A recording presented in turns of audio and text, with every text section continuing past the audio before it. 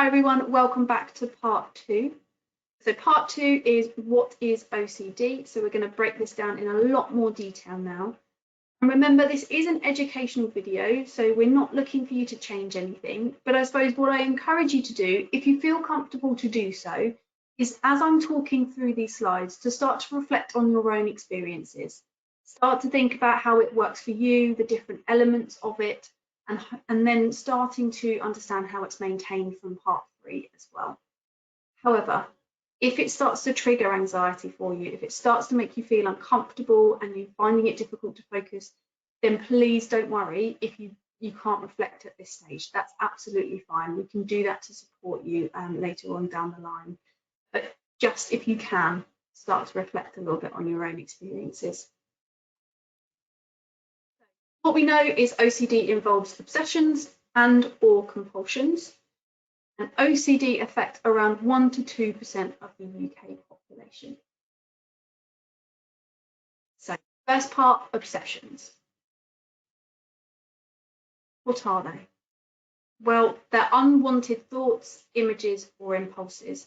We usually use the term intrusive thoughts. So they're things that we don't want to, they're thoughts that we don't want to be there. They repeatedly enter our minds, so it's not a one-off.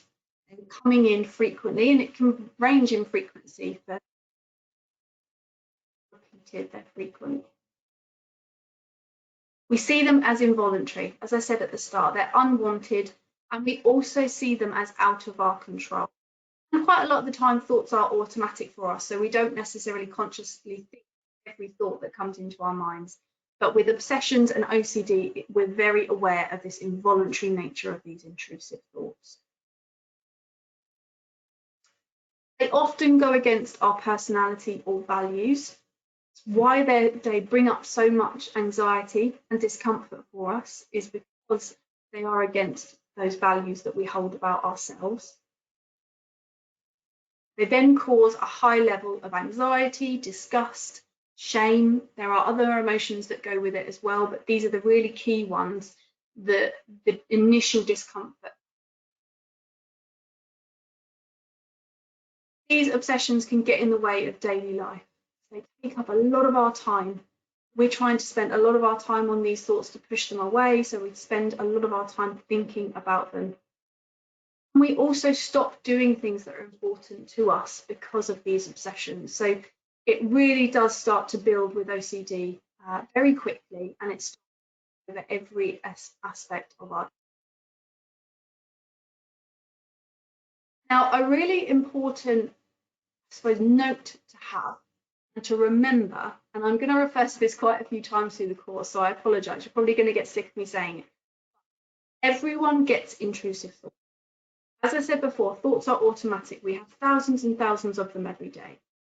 So everybody gets intrusive thoughts that we feel are involuntary, out of our control, and not necessarily wanted. However, people with OCD become worried about these thoughts.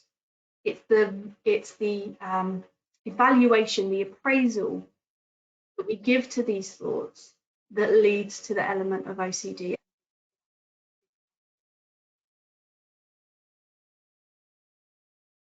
Some examples of obsessions that we might notice: seeing dirt or germs on our hands. There's a big, I suppose, stereotype that everybody with OCD doesn't like germs. Not necessarily the case, but it is a common obsession that people have. Might be repeated thoughts about bad things happening, and that can be in a range of different circumstances: family, work, life in general, future. It can be thoughts about doing something wrong or inappropriate. So that's thoughts about us doing something wrong or inappropriate to people, to things, to ourselves. That may include unwanted sexual or violent thoughts. May also include vivid images of harming or harm happening to ourselves or others. So this, I suppose, is a really important element as well, is that for some people it will be thoughts. It's words. We don't see it as an image. For others, they see it as a vivid image, almost as if it's a video playing in their mind. So we see these obsessions in different ways. May also involve an urge to say or do something inappropriate, urge to swear, an urge to behave in the wrong way or what inappropriate way. Or a preoccupation with things being ordered or symmetrical. So a need for order, a real focus and conscious thought about things needing to be in order. And that can link to other obsessions here of if it's not in order, then bad things might happen. We'll look at some other examples in just a moment.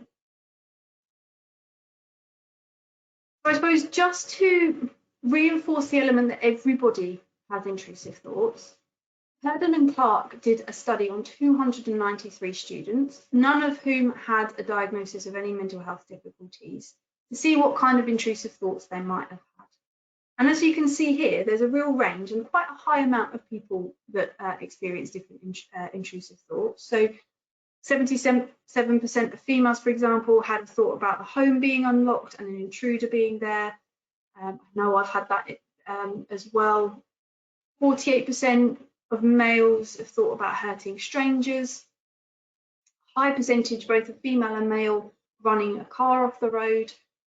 So I suppose what this is really starting, or I suppose trying to explain, again, is that everyone experiences intrusive thoughts, but there is a difference between everyone's experience of an intrusive thought and someone with OCD and their experience of an intrusive thought. Research has shown that everyone has these kinds of intrusive thoughts and unwanted thoughts popping into their head. Everybody has them. And we potentially have them many times a day as well. So it's not just that everyone has these kinds of intrusive thoughts, but we all have intrusive thoughts, potentially repeatedly, many times during the day. Depends on the circumstance of the day as well. People with OCD experience the same kind of intrusive thoughts everyone else does, but these thoughts are often frightened of. It's the appraisal, it's the value that we give to that thought, it's the importance that we see in that thought that leads to the OCD. It causes huge amounts of fear, as I said before, anxiety, shame, disgust in that individual that leads to then the cycle developing further. Really, really important to remember at the get-go, everyone has these thoughts, but it's the value, it's the appraisal that we're putting into these thoughts that leads to the OCD. Okay, so that's obsessions. Now let's look at compulsions. So what are compulsions? Well, compulsions are what we do to try and stop our obsessions from coming true, or to reduce the unpleasant feelings or experiences that we get from the intrusive thoughts. So they're a behavior, or we'll look in a moment, or they're an avoidance that we put in place to try and stop that obsessive thought coming true and to try and neutralize the emotion that we're feeling that has resulted from the obsession. We may have urges to repeat compulsions, always certain. So there's also an urge, the behavior side of things as well, to repeat it as many times as we think is reasonable to then ensure that that obsession isn't going to come true.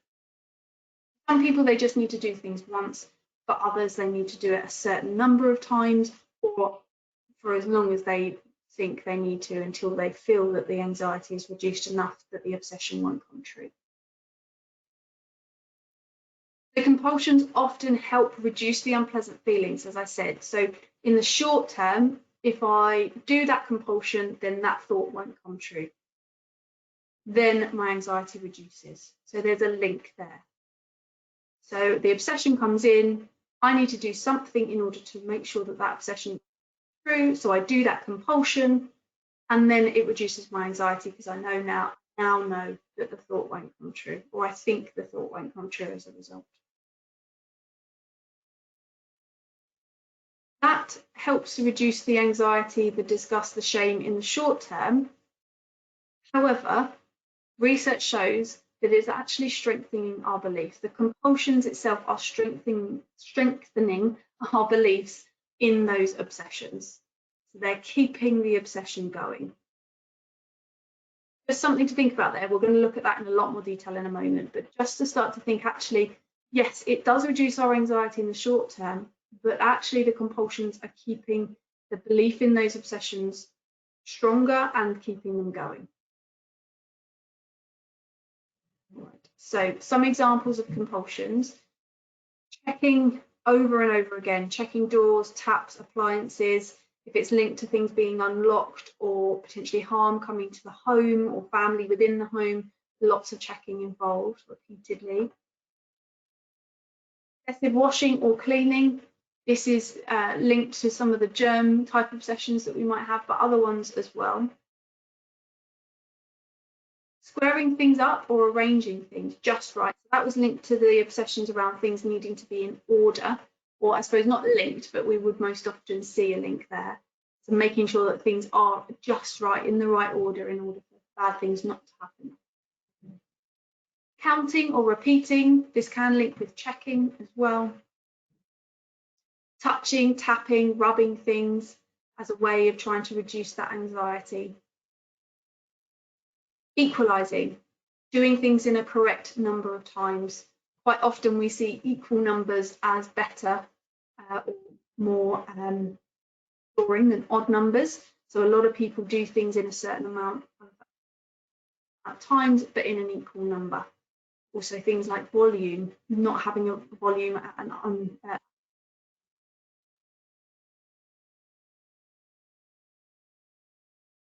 For example, seeking reassurance from other people or on the internet. Now, other people have a big role in our OCD maintenance cycle, which we will look at in part 3, but also lots of, now that we have such a range of information on the internet, that we can use the internet as a way of seeking reassurance and reducing that. Self-reassurance. Sometimes it's things that we do in our mind. So compulsions don't necessarily have to be a behavior. They can be a mental activity. So it can be a self-reassurance, telling ourselves the thoughts aren't true repeatedly. Rereading or rewriting things over and over again to ensure we've got it completely right or we've taken everything in. Saying phrases silently or counting silently in our heads. So remember, mental activities, it may be things that we do like counting in our minds or saying phrases to help reduce that anxiety. Mental checking, another thing that we can do in our minds, going back over something that we've done. So going back over the day, going back over a car journey. Speak to a lot of people that feel that they've missed something along their journey, so they have to go back through the entire journey that they've just done to ensure they haven't hit someone or they haven't. There are physical behaviours that we might do, but there are also mental behaviours or mental activities or checking that we might also be involved in or be doing. So we've talked a little bit about this already, but if everyone has intrusive thoughts, why doesn't everyone have OCD? I'm hoping you're starting to understand the answer to this question now, but reaffirm, OCD occurs when we become really concerned about our intrusive thoughts. So it's that concern. We think that that intrusive thought is important, and therefore we feel the anxiety, the disgust, the shame. So the intrusive thought comes in. For people that don't have OCD, they might notice that intrusive thought, but they're very easily able to let that go and not really see it as an important thought to focus on. With people that are experiencing OCD, it's a thought that they become overly concerned with. It's important. I need to focus on this thought. Often thoughts that are against our value as well as and how we see ourselves as people, if you remember back a moment ago. And that's why it then leads to anxiety or the other sort of associated emotions. Compulsions then help to reduce that unpleasant feeling. So we see that obsession is important. It creates or triggers the emotion or the unpleasant emotion. That's a really important thing, is it's unpleasant. So we need to do something, or we feel the urge to do something in order to reduce or neutralize that emotion. And that's where the compulsions come in. So we use those as a way of reducing the unpleasant feelings in the short term. So remember, that's short-term fix, because the compulsions help us to feel better when we're doing them. We're not discounting that fact. The compulsions that we do in order to try and help with that emotion does help. If I check, I feel better. I'm not, there's no way of disproving that. But what we do know is that it reduces it in the short term, but not necessarily the long term. The compulsions stop us learning the truth about our impulsive thoughts. If we put that compulsion into place, and that is what we use in order to reduce the emotion and try and help us believe the obsession, won't come true, we then don't learn that the thoughts may not actually be as important as we are giving it, and we don't need to respond to them. So we don't learn that actually I don't need to respond to that intrusive thought. I don't need to see such importance in that obsession, and it won't come true even if I don't do the compulsion. So we just don't learn that cycle. So we're developing a slightly different one with OCD. Okay, so let's look at more of these appraisals. What might be, I suppose there's a longer element. We've got the obsession, but then the appraisal comes in, the value or the importance comes in to keep that OCD going. So, for example, if my intrusive thought happened, it would be 100% my fault. I must stop it from happening. There's a huge amount of responsibility that's held on an individual with OCD. They must stop it from happening. It's something to do with them. They have the responsibility to stop it. If my intrusive thought happened, it would be terrible. I have to do everything perfectly. Can't settle until I'm 100% sure that everything will be okay. So again, there's a huge amount of responsibility to make sure that everything's going to be okay. And that might be everything to do with us, those around us, those that we care for, and even people that we don't even know. If I have a thought, it must be important. Thinking this thought is as bad as doing it, I'm a bad person. So even the thought of hurting someone or causing someone harm makes me a bad person. Thinking this thought could make it happen. Or I should be able to control my thoughts. That last one is something that comes up for a lot of people, especially with anxiety and low mood. But I suppose with OCD, it's this real responsibility. I should control every thought that comes into my head. And therefore, if one thought comes in that isn't in my control and that leads me to feel like I'm a bad person or that it's going to come true, then I really need to focus on that one.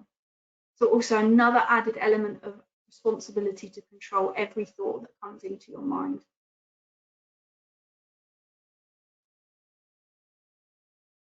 Okay, so I just want to slow this down before we go to this final part of part 2. So we've gone through the obsessions. They're the thought side of things. We've then gone through the compulsions, which is the doing, and that can be a physical activity, a behavior, or a mental activity. We've also looked at the importance of the value that we are giving to those obsessions and how that leads someone into an OCD cycle. Now, there is a third element to this, and that's the importance of avoidance. OCD doesn't just make us do things, it also stops us from doing important things in our life. We may avoid touching objects or people, so we don't trigger the obsessions. We may avoid being around people altogether. But if I don't see anyone, then I won't trigger obsessions about harming other people. We might not use appliances. If I don't use that appliance, I then don't need to repeatedly check that it's definitely on, or have the trigger of the obsession that I'm going to cause someone harm because I forgot to turn the gas. There's a massive element of avoidance. It's another type of behavior, I suppose, as part of the OCD cycle. So it's not just about doing things, it's also about not doing things or avoiding. So just, I suppose, having some time now to reflect and think, okay, so there's going to be an obsession there, there's likely to be a compulsion, but there's that third element of avoidance. Are there situations that you avoid?